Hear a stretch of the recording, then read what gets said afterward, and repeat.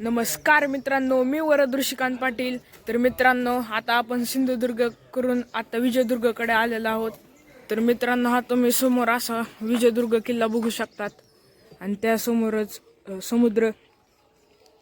हा विजयदुर्ग किल्ला मी तुम्हाला आता पूर्णपणे फिरून दाखवतो. तर चला आता आपण जाऊयात.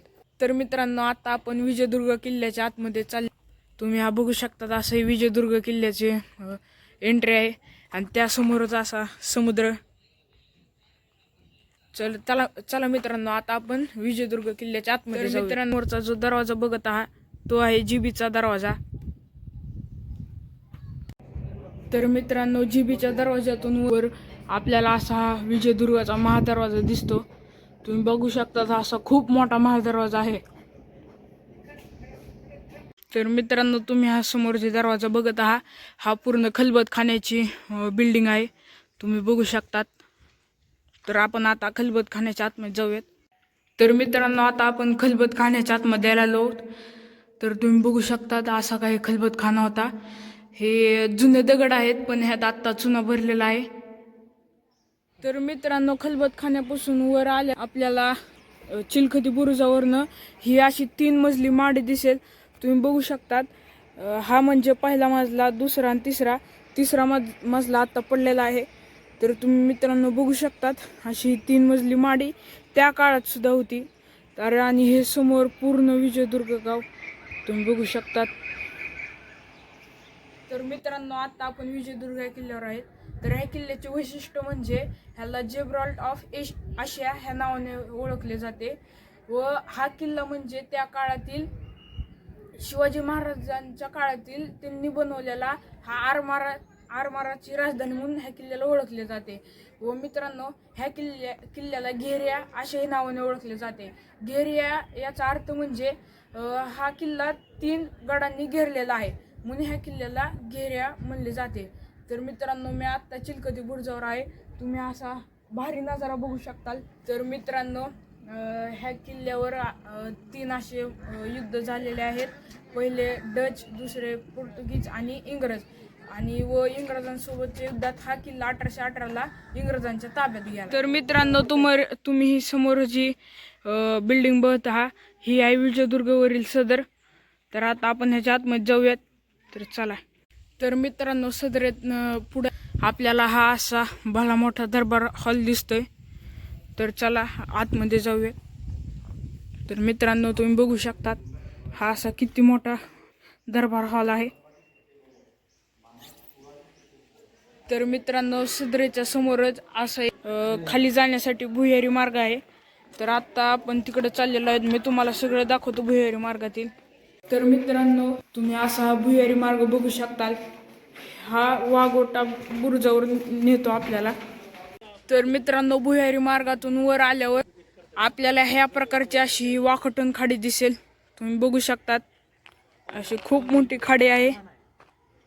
आणि अशा बुरुजांसारख्या अजून पूर्ण विजयदुर्ग किल्ल्यावर असे 27 बुरुज आहेत. आणि विजयदुर्ग किल्ल्याचे अजून एक वैशिष्ट्य म्हणजे असे समुद्रात एक ही जी तटबंदी आहे ती आत्ता काही दिसत नाही. मित्रांनो, सदरेच्या समोरच असा तुम्हाला हे दारू गोळ्याचा कोठार दिसत असेल. तुम्ही बघू शकतात, तो का आता बंद केला म्हणून कुठनं जात येत नाही. तुम्ही हा दारू गोळ्याचा कोठार बघू शकतात. तर मित्रांनो, तुम्ही समोर जे बघत आहात त्या आहे घोड्याची पागा. इथं घोडे बांधले जायचे. तर तुम्ही हा पूर्ण घोड्याची पागा बघू शकतात. तर मित्रांनो, ही तुम्ही विजयदुर्गवरील तुळस म्हणजे छत्रपती शिवाजी महाराजांच्या काळातील तुळस बघू शकतात. व त्याच्याच कडेला तुळशीचे टाके आहे. खूप खोल आहे, तुम्ही बघू शकतात. त्या काळात एवढी मोठी तुळस बनवलेली आहे. तर मित्रांनो, तुम्ही समोर बघत आहात ते आहे 3 मजली वाडा. असा खूप मोठा असा ही वाडा आहे, तुम्ही बघू शकता. मित्रांनो, आता आपण पुढे चाललेलो आहोत विजयदुर्ग बघताना. तुम्ही इकडे बघू शकता, अशी खूप भली मोठी तटबंदी आहे. किती मोठी आहे तुम्ही बघू शकता. तोरणा किल्ल्याला सुद्धा एवढीच तटबंदी होती, तेवढीच ह्या पाण्यातील किल्ल्याला आहे. तर आता आपल्याला समोर तो जो बिल्डिंग दिसत आहे तिथं जायचं आहे. तर चला आपण जाऊयात आता. तुम्ही आसपासचा नजारा पाहू शकतात. सगळा हा पठाराचा भाग आहे. असा समुद्री किल्ल्यावर सुद्धा पठार असू शकतो. हे आपल्याला फक्त विजयदुर्ग या किल्ल्यावर बघायला भेटेल. तुम्ही बघू शकतात खूप मोठा असा हा पठाराचा भाग दिसतोय. तर मित्रांनो, एवढ्या अशा मोठ्या पठाराच्या भागावर पुढे आल्यावरच आपल्याला असे एक महाराजांनी बांधलेले भवानी मंदिर दिसेल. तुम्ही बघू शकता इथलं खूप मोठं भलं मोठं मंदिर असेल, पण इथले आता पडझड झालेले आहे व भवानी मंदिराचं एवढंच राहिलेलं आहे. तुम्ही बघू शकतात भवानीची मूर्ती आहे तिथं, खूप चांगली अशी कोरलेली आहे त्या काळातील. तर मित्रांनो, ह्या भवानी मूर्तीच्या खालीच तुम्हाला एक अशी तारीख दिसत असेल 2/6/1997. तर हे जे कारण म्हणजे तुम्ही हे जी पोल पाहतात हे वरचं ती सगळे 1997ला इथल्या लोकांनी इथं ते केलेलं आहे. नाहीतर फक्त अगोदर हे काही सुद्धा नव्हतं, फक्त भवानी मूर्तीची भवानी देवीची मूर्ती होती. तर मित्रांनो, ह्या भवानी मंदिराच्या समोरच म्हणजे इथे असा एक ओट आहे. ह्या ओट्याचे वैशिष्ट्य म्हणजे सर जे नॉर्मन लॉकियर यांनी इथं खग्रास सूर्यग्रहणा दिवशी इथं दुर्बीण लावून सूर्य खग्रास ग्रहण पाहत होते. मग तेव्हा त्यांना असे कळाले की सूर्यापासून एक त्यांच्या दुर्बिणीकडे एक पिवळ्या रंगाची रेघ आली, म्हणजे सूर्यकिरण, आणि म्हणूनच तेव्हा हेलियम ह्याचा शोध लागला. म्हणून मी जेवढा हा पठार बघत आहात ह्याला हेलियमचे पाळणाघर असे म्हणून ओळखले जाते. मित्रांनो, तुम्ही ही तोफ बघत आहात, ही आहे जखनीची तोफ. तुम्ही ही तोफ बघू शकतात. तर मित्रांनो, तुम्ही ही विहीर बघत आहात, ही आयताकृती विहीर आहे. तुम्ही बघू शकता अशी खूप मोठी विहीर आहे. तुम्ही बघू शकतात अशी ही आयताकृती विहीर धान्य कोठाऱ्याच्या कडलाच आहे. तर मित्रांनो, तुम्ही बघू शकतात ही एक असे विजयदुर्गवरील धान्य कोठार आहे व ह्याच्यावर लाकडाचा अगोदर छत होती, पण ते आता राहिलेलं नाही, ते जीर्ण होऊन जळून गेले. तर तुम्ही बघू शकता ते विजयदुर्गवरील धान्य कोठार आहे. तर मित्रांनो, तुम्ही तटबंदी बघत आहात, ती किल्ल्याच्या बाहेरची तटबंदी आहे. अशी ही मोठी तटबंदी आहे. किल्ल्याला एकूण 3 तटबंदी आहेत.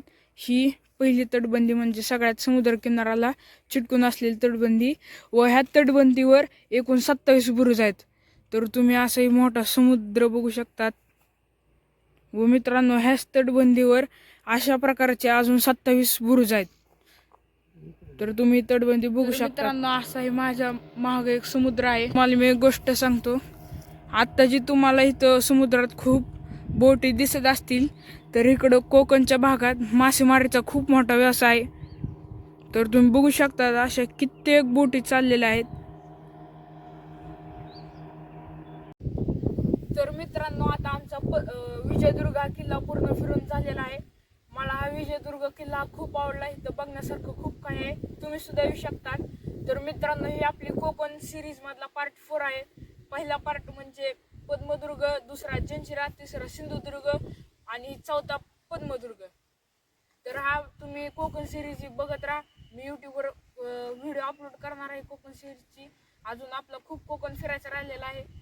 तर मी कोकणबद्दल पूर्ण किल्ल्याचा किंवा कुठला बीच ती असं सर्व व्हिडिओ अपलोड करणार आहे. तर धन्यवाद.